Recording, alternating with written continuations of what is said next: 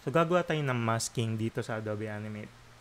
Yung masking, tulad dun sa ibang tutorial natin, ay nangangailangan ng dalawang layer. Halimbawa, meron akong bilog dito, and then, isa pa sa bagong layer, ganyan. So, nag-overlap sila, magkaibang layer, and then, imamask ko yung ibabaw. Right-click, mask. So, kung ano yung nag-overlap, yun lang yung makikita nyo. Pero take note na yung color ay yung nasa ilalim, and then yung nasa taas, yung mismong shape. So, magkaiba sila ng role. Kulay nito, and then limitation nito, ng area.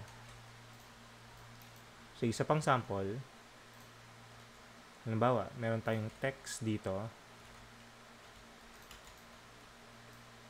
So, dapat ito yung magli-limit ng area. So, ito yung nasa taas. Tapos, sa ilalim, yung kulay. Halimbawa, ito. So, ito yung makukuha nating kulay. Ito yung magli-limit ng area, yung nasa taas. So, kapag inactivate natin to, meron na siyang mask. So, ilalock ko na lang yung layer. Ayan. Yan yung masking.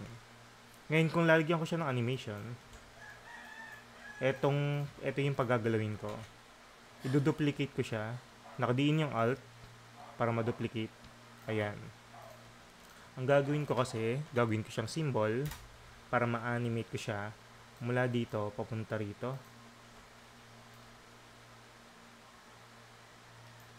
Kalimutan ko kung saan yung part, pero dito yan. Banda dyan, okay. So, gaganyan siya ng movement. Right-click, classic twin. So, mag-move siya ng ganyan.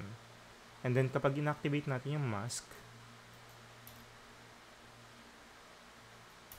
yan yung masking sa Adobe Animate.